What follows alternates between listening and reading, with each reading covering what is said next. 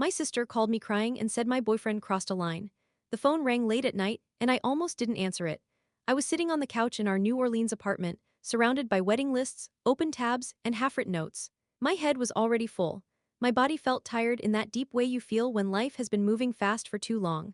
When I saw my sister's name on the screen, my first thought was that something had happened to our parents. They were out of town for Thanksgiving, visiting our grandparents, and I'd been checking my phone all evening just in case. I answered quickly. She didn't say hello, she didn't even say my name at first. All I heard was crying. Not loud crying, not dramatic crying. It was the kind of crying that sounds like someone is trying very hard not to fall apart, but failing anyway. I sat up straight. My heart started beating faster. I asked her what was wrong, over and over, and for a few seconds she couldn't speak. She was breathing hard, like she had just run somewhere or escaped something. Then she finally said my name. And right after that she said, "I don't know how to tell you this, but your boyfriend crossed a line." I remember the exact way my stomach dropped. It felt sudden, like missing a step on the stairs. I looked around the room without really seeing anything. The couch, the coffee table, the open laptop in front of me. On the screen was a checklist titled Wedding Prep. I asked her what she meant. My voice sounded calm, but inside, something had already started to crack.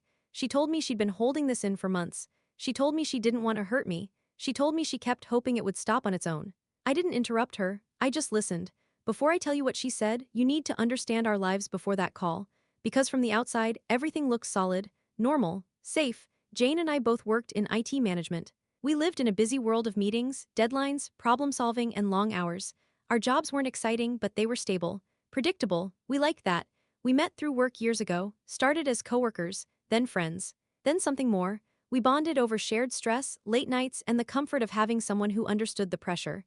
We built a routine together, morning coffee, work, quick dinners, weekends that felt earned. It wasn't flashy love. It was steady love. When he proposed, it wasn't dramatic. No crowd, no big moments, just the two of us at home. I said yes because it felt right, because it felt safe.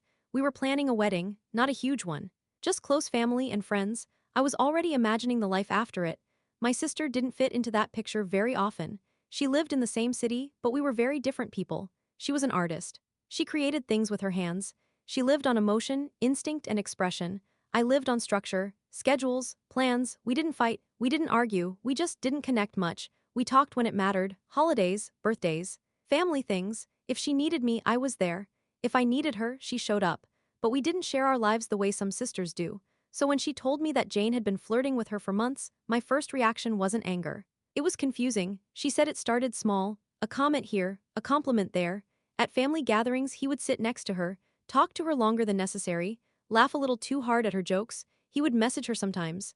Nothing obvious, just checking in, asking about her art, sending music. She told herself it was harmless, that they were just bonding. After all, we were about to be family. She didn't want to overthink it.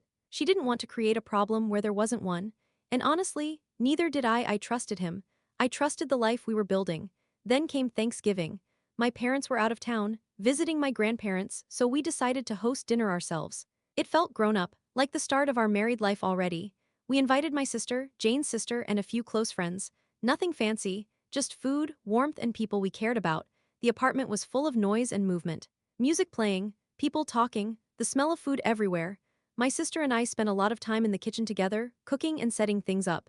It felt nice, in a quiet way, like we were sharing something without needing to talk much. She looked tired, so I told her to go get ready and relax a bit. I said I'd handle the rest. She smiled and told me Jane had already told her something similar earlier. That I should take time to spend time with him and get ready. At the time, it felt thoughtful. Now it feels calculated. A few minutes later, Jane came into the kitchen. He kissed my cheek and said he needed to step out and call his parents to wish them a happy Thanksgiving. I didn't question it. Why would I? I was busy. And I trusted him. What I didn't know was that he didn't go outside. He didn't call his parents. He went straight to my sister's room. She told me later that she was getting dressed when she heard a knock. She thought it was me. When she opened the door and saw him, she was confused. She asked if something was wrong. That's when he told her. He told her he was obsessed with her, that he was attracted to her. He told her he wasn't attracted to me anymore, that he didn't want to get married. He said if my sister said yes, he would leave me, that they could be together. She told me she felt frozen, like her body didn't know how to react. She laughed at first, thinking it had to be a joke, but he didn't laugh. He stepped closer. His voice got serious. She told him to stop, told him this was wrong, told him he was confused and needed to leave. He begged her not to tell me, said it would destroy everything, said she mattered to him more than anyone. She pushed him out of the room and locked the door. That night she acted normal, so did he. We all sat at the table together, we ate, we laughed, we took pictures, I smiled in every one of them. Weeks passed, wedding planning continued. Life went on, she didn't tell me, she hoped it was over, she hoped he would back off. Then, the day she called me, everything collapsed. She told me he showed up at her workplace, waited for her outside. He said he needed to talk privately, said it involved me. She didn't want to go, but she felt trapped, so she went with him. He took her to his apartment, our apartment. She said he tried again to explain himself, tried to convince her. He said they could have something quietly, that he would pretend to be happy with me. He said he knew she wouldn't want me to be unhappy, that way no one would get hurt. When she said no, clearly, something changed. His voice got sharp, his face changed. He got angry, he lost control. She said he tried to touch her, tried to kiss her, forced himself closer. She fought him off, hit him, ran away. That's when she called me. I didn't know how to respond. I didn't know what to believe. Part of me wanted to trust her. Another part of me didn't want my life to fall apart. I sat there, staring at my wedding plans, realizing that nothing felt safe anymore. And deep down, I knew this was only the beginning. After I hung up the phone, I didn't move for a long time. The apartment felt too quiet. The kind of quiet that presses against your ears and makes your thoughts louder. Jane was in the other room, the same man I had shared a bed with, the same man I trusted with my future, the same man whose last name I was about to take. I sat there, holding my phone, replaying my sister's voice in my head, the shaking, the fear, the way she kept apologizing, like she was the one who had done something wrong. Still, doubt crept in. It made me feel ashamed, but it was there. My sister and I weren't close. We had different lives, different priorities, different worlds. What if she misunderstood? What if something happened, but not the way she said? What if she was hurting, and I was about to destroy my relationship over a mistake? I hated myself for even thinking that. But denial is quiet. It doesn't scream. It whispers when you're already tired. I went to the bathroom and looked at myself in the mirror. I barely recognized the woman staring back. My eyes looked dull. My face felt tight. I whispered out loud, "This can't be real." But something inside me already knew she was right. That night I didn't confront him. I didn't scream. I didn't cry in front of him. I lay next to him in bed, wide awake, listening to his breathing. Every sound felt foreign. I thought about all the moments I had brushed off. The way he talked about my sister. The way he watched her when he thought I wasn't looking.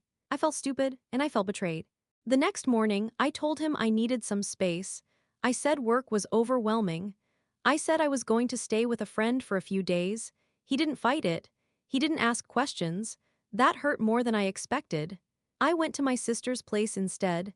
When she opened the door and saw me, she broke down. She kept saying she was sorry. She kept asking me not to hate her. I hugged her tighter than I ever had in my life. That was the first twist for me, not what he did, but how wrong I'd been about her. She wasn't trying to destroy my life, she was trying to protect me. We sat on her couch for hours. She told me everything again, slowly, carefully, answering every question I had. This time, I listened differently. This time, I believed her. I noticed the details she couldn't have made up, the exact words he used. The way she described his apartment, the fear that still lived in her body when she talked about it, and then she showed me the messages. That was the moment denial died. The compliments, the late-night texts, the lines he crossed little by little. I felt sick. I realized something else too. He didn't just betray me. He used my sister's love for me against her. He knew she wouldn't want to hurt me. He knew she would hesitate. That wasn't confusing. That was manipulation. I didn't confront him right away. I needed to think. I called off the wedding that same week. I told vendors there was a personal emergency. I didn't explain it to friends. I didn't post anything online. I just stopped everything. People noticed. Questions came.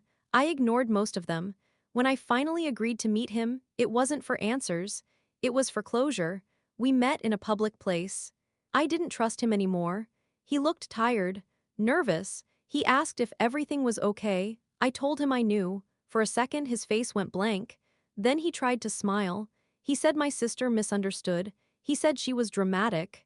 He said she was confused. That was the second twist. He didn't deny it. He just changed the story. I asked him why he went to her workplace. Why did he take her to the apartment? He didn't answer directly. He said he felt trapped.